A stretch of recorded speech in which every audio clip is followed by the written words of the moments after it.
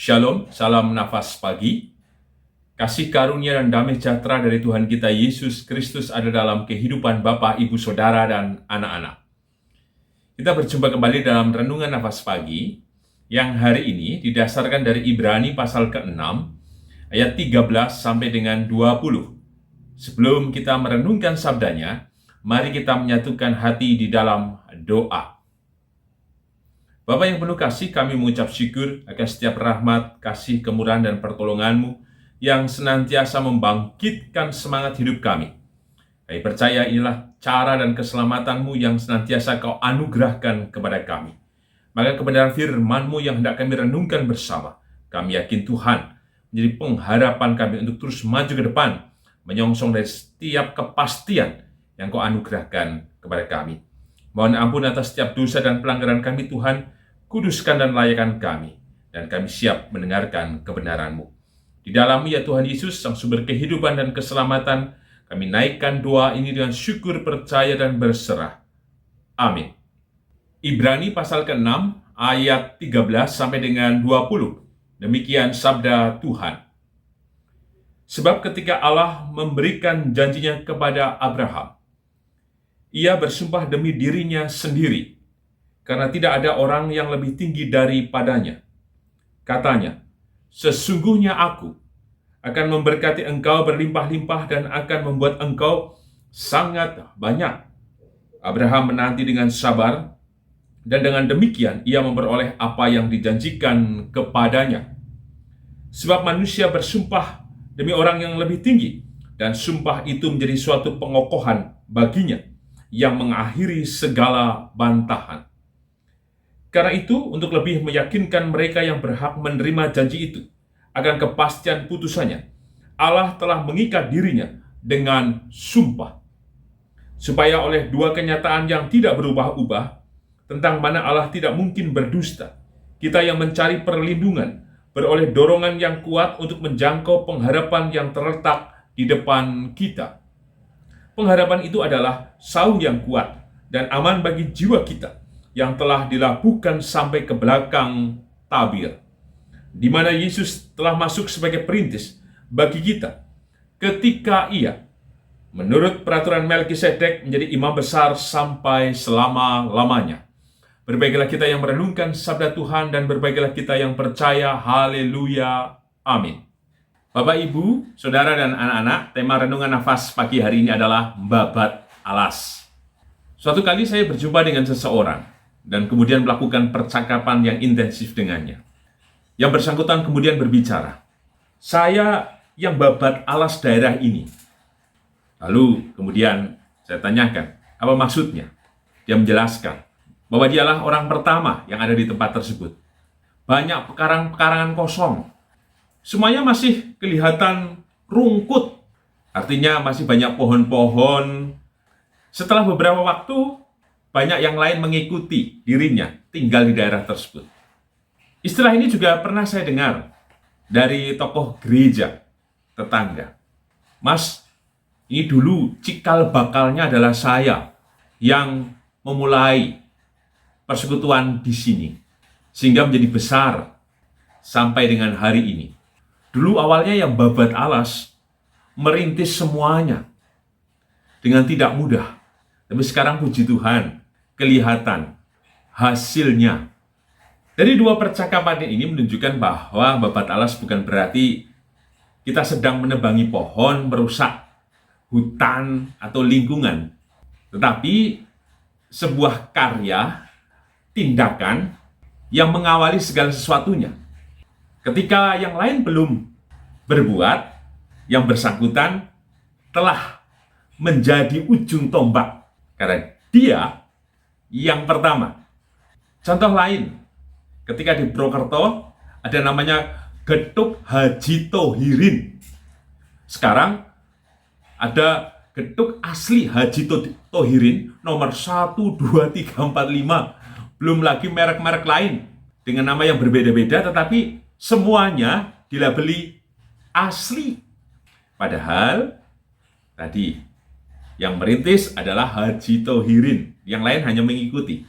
Persis pula dalam teks Ibrani pasal 6 ayat 13 sampai dengan 20. Di ayat 20 disebutkan bahwa Tuhan Yesus sebagai perintis.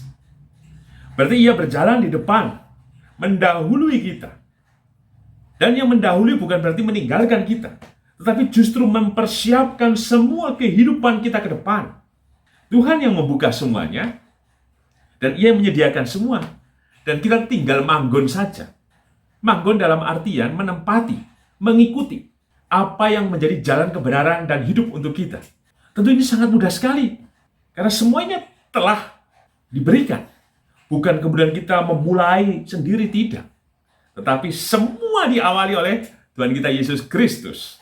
Dengan demikian inilah pengharapan, di mana ruang kehidupan kita bukan yang kosong, tetapi selalu diisi, dipenuhi, diberkati dengan kuasa Tuhan yang hadir senantiasa atas kita. Mari kita perhatikan ayat 18 sampai dengan 19. Supaya oleh dua kenyataan yang tidak berubah-ubah, tentang mana Allah tidak mungkin berdusta, kita yang mencari perlindungan beroleh dorongan yang kuat untuk menjangkau pengharapan yang terletak di depan kita. Berarti benar bahwa segala sesuatu yang telah Ia lakukan, persiapkan, dan hadirkan untuk kita, supaya kita ke depan, sekalipun itu misteri, tapi semuanya menjadi nyata dan terbuka, bahwa Tuhan mengiring dan memelihara kehidupan kita. Maka kita harus menjangkau dan mengupayakan diri, mendorong dan meraih dari setiap harapan hidup kita. Di ayat 19 kembali meneguhkan kita bahwa hanya dengan pengharapan itulah setiap langkah kehidupan kita menjadi kuat. Karena Tuhan yang memberikan kepastian itu, maka kemudian kita harus percaya. Dan itulah yang membangkitkan kita, bahwa pengharapan di dalam Tuhan tidak pernah mengecewakan. Sehingga kita tidak menjadi rapuh, tidak menjadi lelah dan tahan ketika diombang-ambingkan oleh berbagai rupa pergulatan dan pergumulan hidup ini. Pesan apa yang kita terima dalam renungan nafas pagi hari ini? Kenapa kita harus memiliki pengharapan? Maka kita perhatikan khususnya di ayat yang ke-17. Karena itu untuk lebih meyakinkan mereka yang berhak menerima janji itu akan kepastian putusannya, Allah telah mengikat dirinya dengan sumpah. Bahwa Tuhan yang telah menjadi perintis, yang mengawali semuanya, yang membuka, yang menghadirkan berkat kuasa, kemurahan, kasih dan kelimpahannya, telah menyatakan itu dalam sumpah. Artinya apa? Inilah janji, inilah kemurnian, inilah kesungguhan, inilah kesetiaan. Jika sudah bersumpah, tentu Tuhan tidak akan mengingkarinya. Kalau Tuhan mengingkarinya, maka ia tidak layak disebut sebagai Tuhan. Karena dalam sumpah itu menunjukkan bahwa ia berkuasa atas kehidupan ini. Kalau ia bersumpah menunjukkan bahwa pemeliharanya itu tetap. Jika ia bersumpah atas kehidupan kita, maka menjelaskan bahwa ia yang mencipta, ia bertanggung jawab pula atas kehidupan kita. Jika demikian, inilah kepastian yang Tuhan sudah nyatakan. Jika itu kepastian, maka kita tinggal kemudian mengunduhnya menjadi pengharapan dalam hidup kita. Sebagai penutup renungan nafas pagi hari ini dengan tema babat alas, kita perhatikan ayat yang ke-15.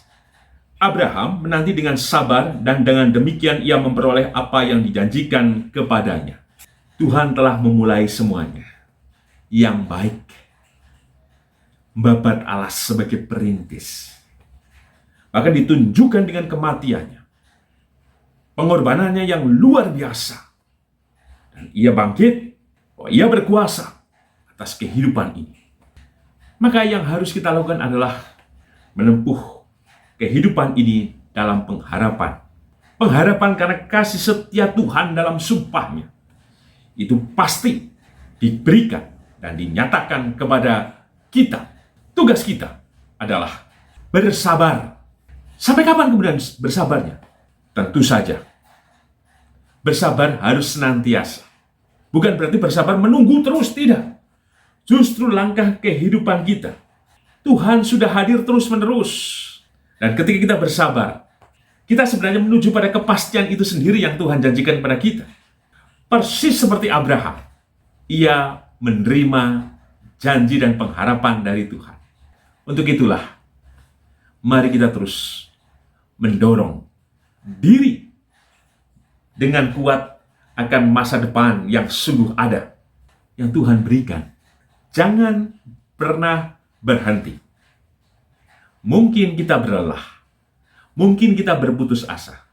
Segeralah bangkit, karena Tuhan yang telah membuka semuanya adalah Tuhan yang mengundang dan memanggil kita, yang memberikan pula kasih setianya dengan keselamatannya yang kekal kepada kita.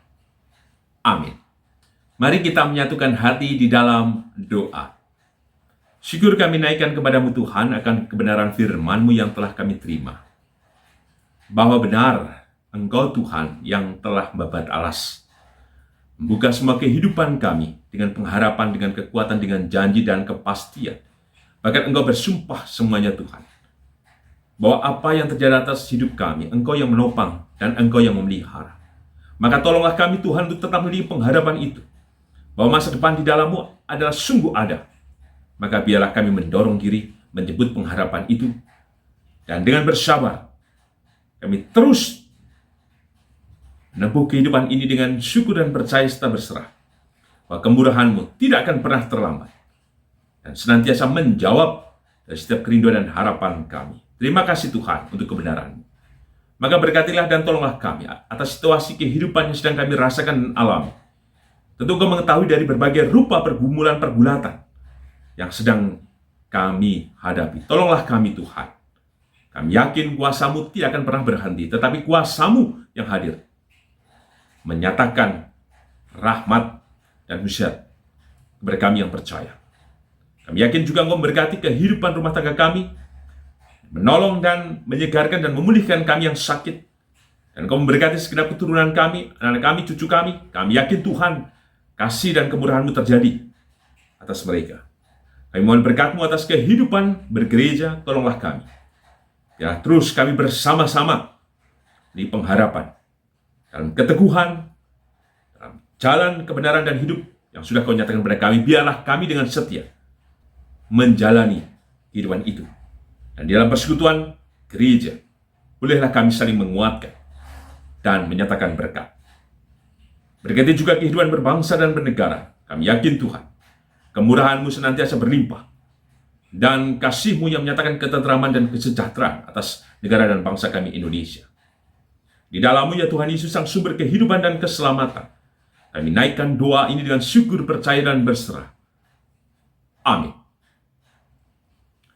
Tuhan Yesus memberkati Bapak, Ibu, Saudara dan anak-anak kini dan selamanya. Amin.